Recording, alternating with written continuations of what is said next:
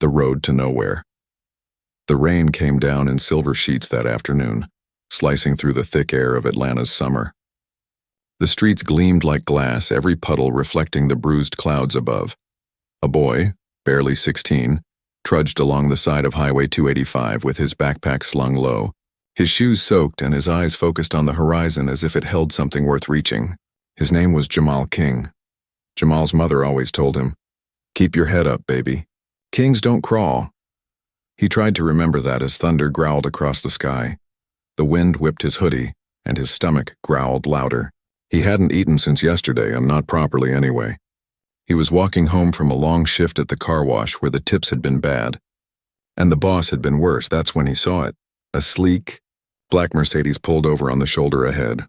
One tire flat. Hazard lights blinking like warning eyes. He hesitated. "Man, that's one of those cars that cost more than my whole life," he muttered under his breath. Still, he kept walking toward it. Inside the car, a man sat tapping furiously at his phone, cursing under his breath. Expensive suit, gold watch, frustration radiating off him like heat. When he stepped out, Jamal could see he was older, maybe in his late 40s, with salt and pepper hair and the kind of confidence that came from a lifetime of doors opening for you. Jamal cleared his throat. Sir? You need help?" The man turned, startled, as if he hadn't expected anyone out here. His gaze flicked over Jamal. Soaked hoodie, worn jeans, dark skin, and calloused hands. A flicker of something, suspicion, maybe fear, crossed his face. "I'm fine," the man said curtly, glancing back at his phone. "Roadside assistance is on the way." Jamal nodded, stepping back. "Cool, you're kinda in a bad spot here, sir. That bend's dangerous. Cars come fast." The man didn't respond. He was pacing now, phone pressed to his ear, barking into it. Jamal could see the tire, shredded.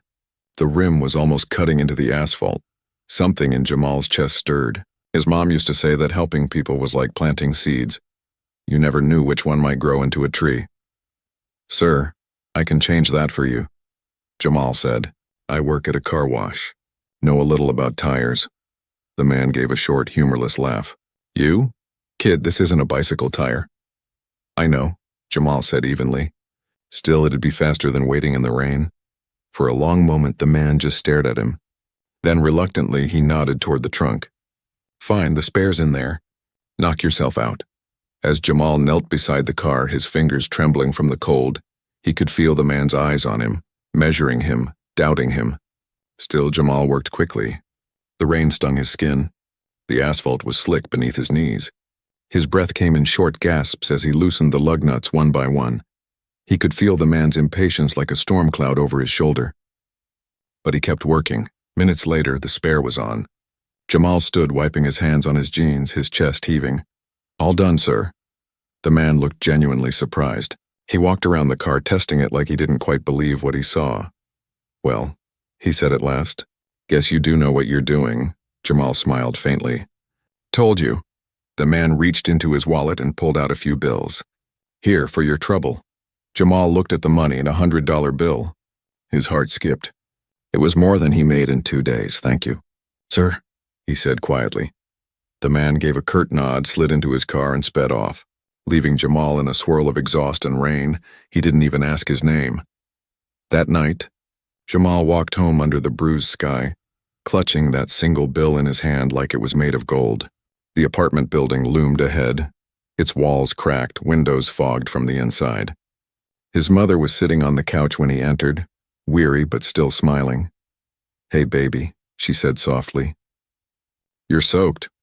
"Got caught in the rain," he said, trying to sound casual. She looked at him, her eyes sharp. She could always tell when he was holding something back. "What happened?" she asked. He told her about the car, the flat tire, the rich man, the $100. She stared at him for a long time, then smiled. "See? You helped somebody and the world helped you back." Jamal shrugged. Didn't feel like it. He looked at me like I was gonna rob him. Her smile faded slightly. "People see what they want to see, Jamal. You just make sure you know who you are." He nodded slowly, but inside something lingered, a strange mix of pride and pain, because in that brief moment, under that rain, he'd realized something. Sometimes People don't see the good you do, they only see the skin you're in. 2 weeks later, Jamal was back at the car wash when a black SUV pulled up. Not the same one, but clean, powerful, and clearly expensive. The window rolled down. "Jamal King?" a woman's voice asked. She was sharply dressed, confident, and holding an envelope. Yeah," he said cautiously. She stepped out, heels clicking against the wet pavement. "Mr. Robert Langford sent me. He asked me to deliver this." Jamal blinked. "The guy with the Mercedes?" She smiled faintly. "That's him." She handed him the envelope and got back into her car. No explanation. No goodbye. Jamal opened it. Inside was a letter, written in neat formal handwriting, and a check. A check for $50,000. He froze. His hands trembled. The letter read, "Jamal, you helped me when you didn't have to. I judged you unfairly. That day I was on my way to sign a contract that would change my business forever. Without your help, I would have missed the meeting. That deal earned me millions. This isn't charity. It's gratitude. I've also included my card. If you ever need a job or advice, call me. Robert Langford." Jamal sank onto the curb, staring at the check. The numbers blurred through his tears. $50,000. He thought of his mother, of their bills, of the eviction notice folded in her Bible. He thought of the look on her face when he'd show her. But before he could move, a voice behind him said, "That ain't yours." Jamal turned. 3 boys stood there, older, rougher, eyes hard. Street kids from the next block over. He recognized one of them, Trey, his childhood friend turned local troublemaker. "What you mean?" Jamal said, trying to sound calm. Trey smirked. "Come on, man. You really expect me to believe some rich dude just gave you that? Nah, you stole it. Probably scammed him." "I didn't steal nothing," Jamal said. "He gave it to me." Trey's smile faded. "Then you won't mind sharing a little love." He took a step forward. Jamal stepped back, clutching the envelope tighter. "Back off, Trey. I ain't playing." Trey's eyes hardened. "You think you better than us now?" Before Jamal could answer, Trey swung. The punch connected with his jaw. The world blurred. The envelope fell. Rain splattered across the check as it hit the ground. "Pick it up," Trey barked at one of his boys. The kid grabbed it. "No!" Jamal lunged, fists flying, adrenaline burning out, but there were 3 of them. They beat him down fast. Kicks, punches, laughter. It all blurred into noise and pain. When it was over, Trey crouched beside him. "Welcome back to reality, Jamal King. Ain't nobody out here giving free money." Then they were gone, their laughter echoing down the street. Jamal lay there, bleeding, broken, the rain washing over him again, just like that first day. But this time there was no car, no kindness, no miracle, just the sting of betrayal and loss. He dragged himself home hours later, limping, his hoodie torn. His mother gasped when she saw him. "Oh my God, Jamal, what happened?" He tried to speak, but the words caught in his throat. He handed her the crumpled letter. No check, just a rain-smeared note. Her eyes filled with tears as she read it. "Oh, baby." "I had it, Ma," he whispered. "I had something good. And they took it." She cupped his face gently. "They can take your money, Jamal, but they can't take your name. They can't take your heart." He nodded weakly, but inside he felt hollow. The world had given him a miracle, and then ripped it away. That night, as he lay in bed staring at the ceiling, he whispered a promise to himself. "They can take everything else, but I swear they won't take my future." Outside, the storm raged again, the same rain that had started it all. And somewhere across the city, a man named Robert Langford sat in his mansion, unaware that the boy who had once saved his journey was now bleeding for his kindness. The letter that sparked a war. The next morning, sunlight tried to push through the cracked blinds of the small apartment, but it couldn't quite chase away the night that lived there. Jamal sat at the kitchen table, his face bruised, one eye swollen shut. His mother moved quietly around him, heating up oatmeal and humming a gospel song under her breath, the same one she used to sing when his father left. She slid a bowl in front of him. "Eat, baby. You need strength." He stared at the oatmeal but didn't touch it. His knuckles were raw, his heart heavier than his bruises. "I let you down," he muttered. His mother frowned. "Jamal, I had something real this time, Ma, something big. $50,000. We could have fixed this place, paid the bills, maybe even moved out the hood." She reached over, her hand trembling slightly, and touched his chin. Money don't fix everything, baby. He looked up, his voice breaking. It would have fixed something, she didn't answer. The silence between them was thick, the kind that fills up with everything you're afraid to say. Finally, she sighed. You said that man left a number, right? Jamal blinked. Yeah, on the letter. She nodded toward the envelope. Then maybe you call him. Maybe this ain't over yet. Jamal hesitated. He looked at the card. Thick, expensive, embossed in gold. Robert Langford. Langford Industries. He swallowed hard, pulled out his cracked phone and dialed. The line rang twice before a woman's voice answered. Langford Industries, this is Melissa speaking. Hi, Jamal said. I need to speak to Mr. Langford. My name's Jamal King. There was a pause. And what is this regarding? I helped him a couple weeks ago, and with his car on the highway, he sent me a letter. I just need to talk to him. It's important. Hold, please. Static filled the line. Jamal's palms were sweating. Then a deep, calm voice came through. This is Robert Langford. Jamal's breath caught. Hey, sir. It's Jamal, the kid who fixed your tire that day. There was a pause, and then warmth entered the man's voice. Jamal, I was wondering if you'd call. How are you, son? He hesitated. Not great, sir. Something happened. What kind of something?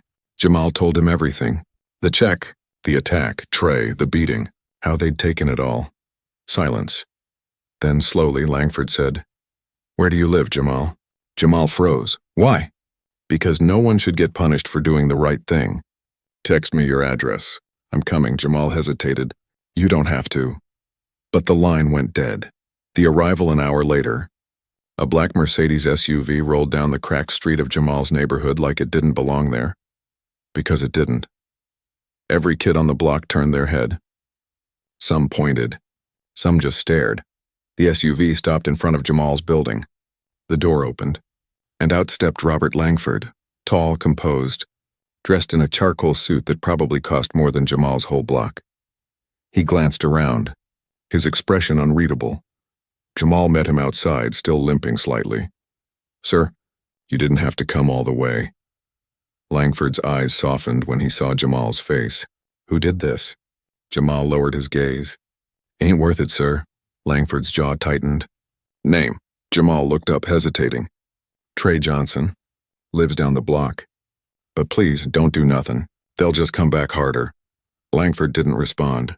Instead, he reached into his pocket and pulled out another envelope. Inside is another check, he said. And this time I made sure it's secured under your name. No one can cash it but you. Jamal's hands shook. Sir, I can't take— Yes, you can, Langford interrupted. You earned it, and I'm not leaving until you do. Jamal looked at him for a long moment, then finally took it. Thank you, Langford nodded. Also, he said, I run a youth internship program every summer. We take bright, motivated kids and train them in business, finance, leadership, the works. I'd like you to join. Jamal blinked. Me? Why not you? Langford smiled. You've already proven you've got heart. The rest can be learned. Before Jamal could respond, a voice shouted from down the street, well. Look who's back. Trey. He swaggered up with two of his boys, grinning. You call your fancy friend to save you, huh? Langford turned, his expression calm but his eyes sharp. Are you the one who assaulted this young man? Trey smirked. Assaulted? Man, we just had a talk. He didn't need that money anyway. Langford's voice dropped. You robbed him, Trey shrugged. You rich folks got too much anyway. Langford took a slow step forward. And that justifies violence? Trey's grin faltered slightly. You don't belong here, old man. Go back to your mansion. Jamal stepped between them. Trey, stop. Don't do this. But Trey wasn't listening. He shoved Jamal back. You really think you one of them now, huh? Dressed up like you special. Langford spoke quietly. You should walk away, son, Trey sneered. Or what, you gonna buy me too? Langford sighed softly. No, but I will make sure the police know exactly what you did. Trey's smirk vanished. You wouldn't, Langford held up his phone. Security cameras are on every building here. I've already got footage of the attack. Consider that before you decide your next move. Trey's jaw clenched. You think you can scare me with that? Jamal's voice trembled. Trey, please. Don't make it worse. For a moment, Trey hesitated. Then he spat on the ground, glared at Jamal, and turned away. As he walked off, he muttered, This ain't over. Not by a long shot. A new beginning over the next few days. Jamal's life began to shift, subtly at first, then like an avalanche. Langford's assistant helped him open a real bank account, set up ID papers, and enroll in Langford Industries' youth program. When Jamal told his mom, she broke down crying. "Baby, I knew your kindness would come back to you." The first day Jamal walked into the skyscraper downtown, he couldn't breathe. The glass walls reflected sunlight like diamonds. The lobby smelled like money and marble and something else. Possibility. Langford greeted him personally. "Welcome to your new world," he said, smiling. Jamal spent the next few weeks learning more than he ever had in school, about business, negotiation, communication. He soaked it all in like a sponge, staying late, asking questions. But even as he rose, he felt the eyes on him, the ones who didn't think he belonged there. The undercurrent one evening after class, Jamal overheard two interns whispering near the elevator. "Did you hear? Langford brought in some street kid. From the projects." "Yeah, guess charity's in season." They laughed. Jamal froze. His stomach tightened. He wanted to say something, but he didn't. Not yet. He went home that night, stared at the ceiling, and whispered to himself, "I'll prove them wrong. I'll make 'em see." Meanwhile, Trey's descent tray was spiraling.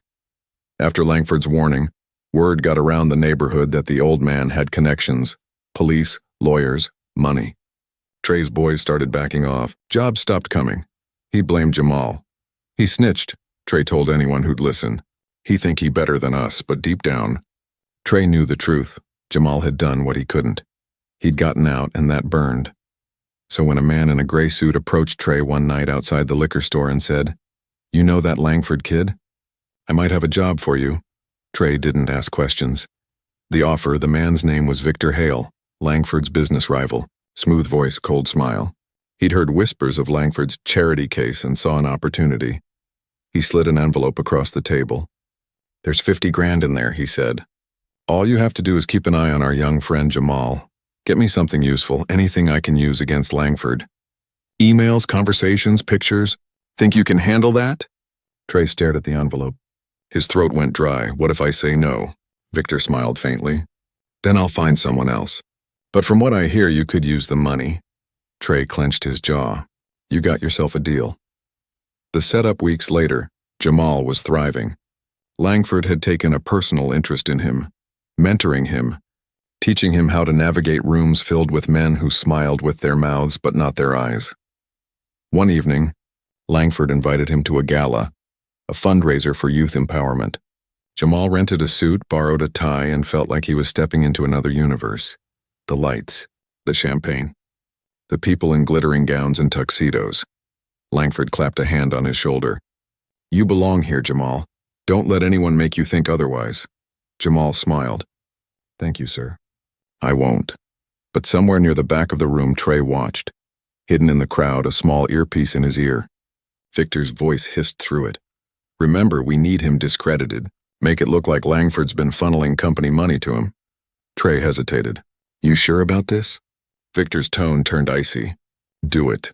Trey swallowed hard, slipped a small USB drive into Jamal's backpack, and walked away before anyone noticed. The storm breaks the next morning. Jamal walked into Langford Industries to find security waiting. "Mr. King," one of them said stiffly, "we need to check your bag." He frowned. "What's this about?" They searched it and pulled out the USB. "What's that?" Jamal asked. The guard's voice was cold. "Confidential company data, stolen from Mr. Langford's private drive." Jamal froze. "What? That's not mine." "I don't even know what that is." But they were already escorting him out.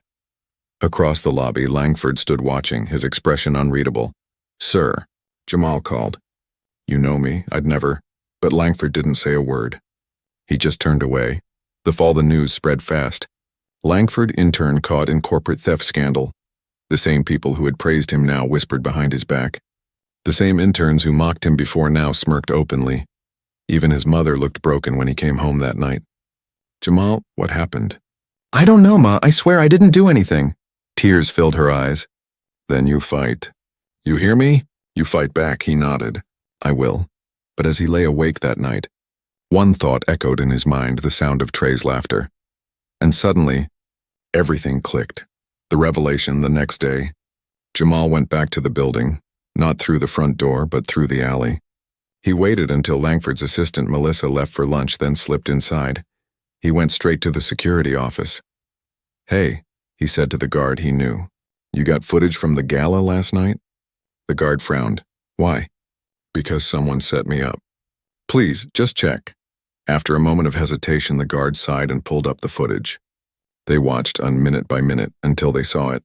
A man in a hoodie, slipping something into Jamal's backpack. Jamal's pulse quickened. "Freeze it."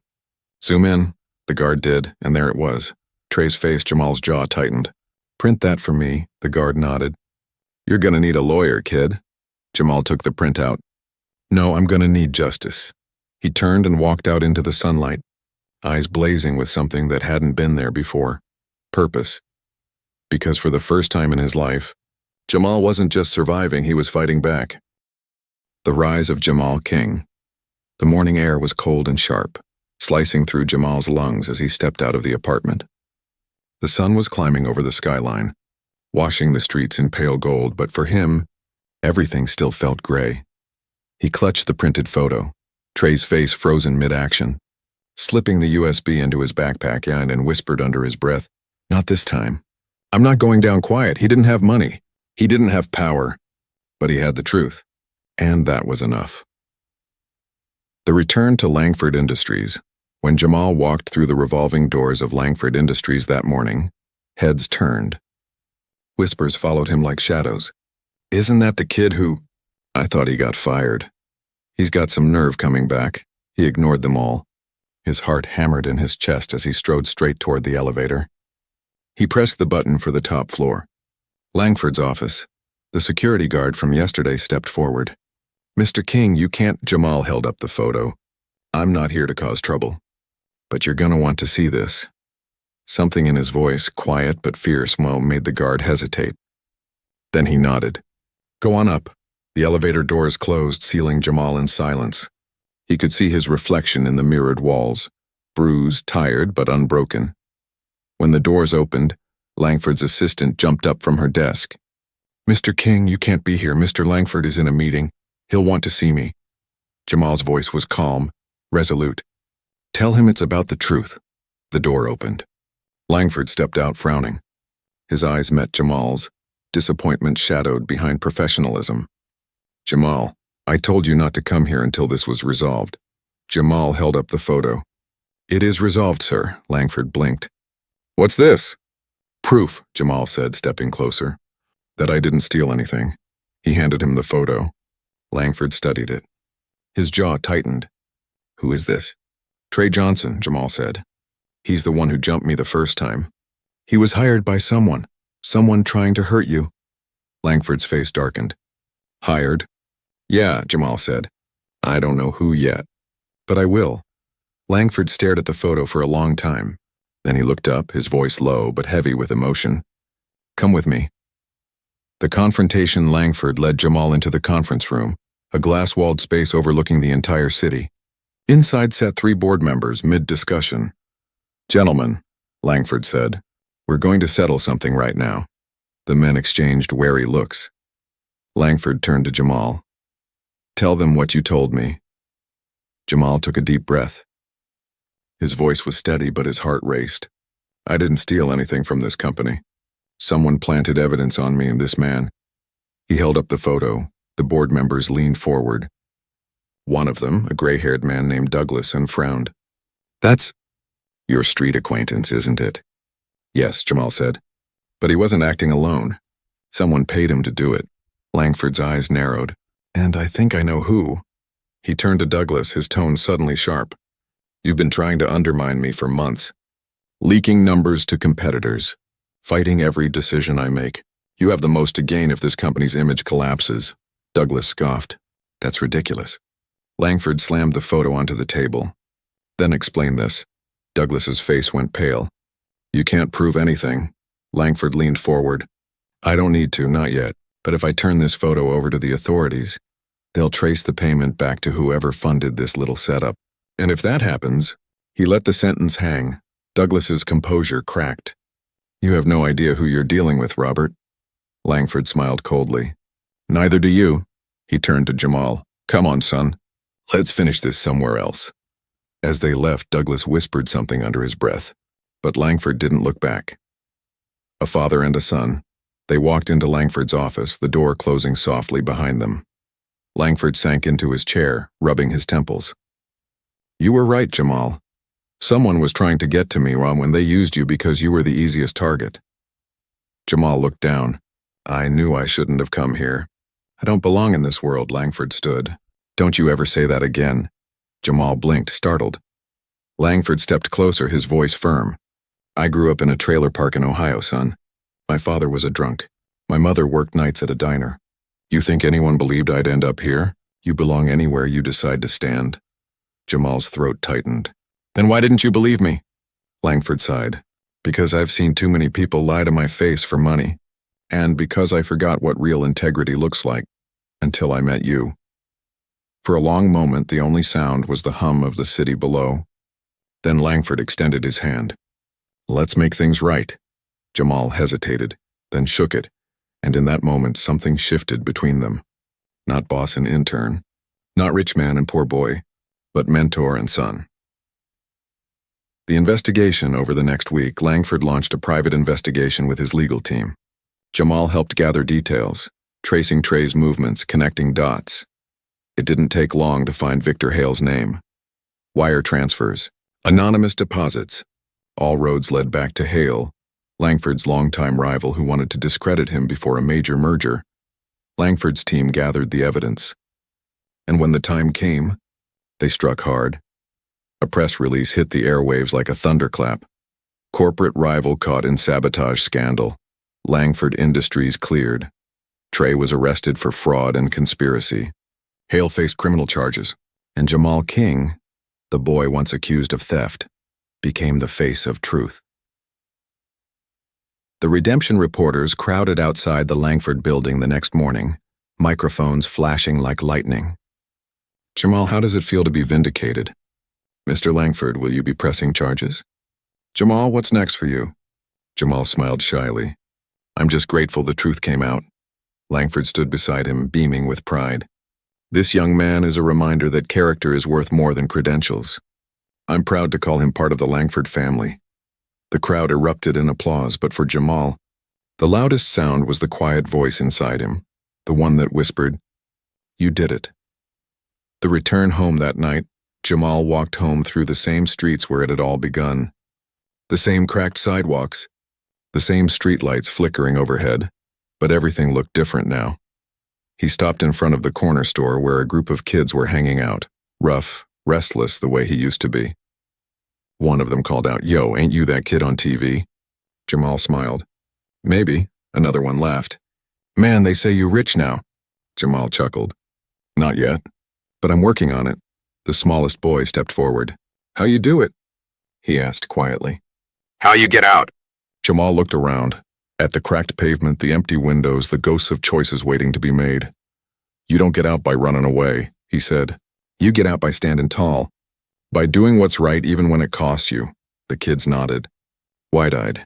As he walked away, Jamal heard one of them say, Man, that's Jamal King. And for the first time, the name didn't feel like a burden. It felt like a crown. 1 year later, banner hung across the grand hall of Langford Industries, Langford Foundation, Youth Empowerment Launch Event. At the podium stood Jamal, now 19, confident, dressed in a tailored suit that actually fit. His voice carried through the room like a song of resilience. When I first met Mr. Langford, he said, I was just a kid walking home in the rain. I didn't know what I was looking for. Maybe a chance, maybe hope. But I found both because someone believed in me. He looked out across the audience. Faces of students, business leaders, cameras flashing. This foundation isn't about money, he continued. It's about second chances. For every kid who's been told he'll never make it, for every person who's been judged by where they're from instead of who they are, this is for you. The room erupted in applause. Langford watched from the front row, pride shining in his eyes. When the crowd quieted, he stood and joined Jamal at the podium. I'd like to make an announcement, Langford said. As of today, Jamal King will serve as co-director of the Langford Foundation. Gasps, cheers, applause that shook the walls. Jamal's eyes widened. Sir, Langford smiled. You've earned it, son. Epilogue. The letter later that night after the event, Jamal sat in his office. His own name on the door now. He opened his old backpack, the one that had carried him through every storm, and pulled out the original letter Langford had sent him years ago. The ink had faded, but the words were still clear. You helped me when you didn't have to. This isn't charity. It's gratitude, Jamal smiled. He pulled out a fresh sheet of paper and began to write a new letter, one that would start the next story. To whoever finds this, if you're reading this, it means life's been hard on you. Maybe you've been ignored, judged, or forgotten. But don't give up. Your kindness still matters. One act of good can change everything. Maybe even save a life. I know because it saved mine. Jamal King. He folded the letter carefully and slipped it into his drawer. Tomorrow he'd hand it to one of the new kids in the program. Maybe the quiet one in the back who never raised his hand. Because that's what his mother always said. Keep planting seeds, baby. You never know which one will grow. Jamal looked out the window at the city lights shimmering below, the same city that had once chewed him up and tried to spit him out. Now it gleamed like a crown of gold, and in its reflection Jamal saw not a boy anymore, but a man who had fought, fallen, and risen again.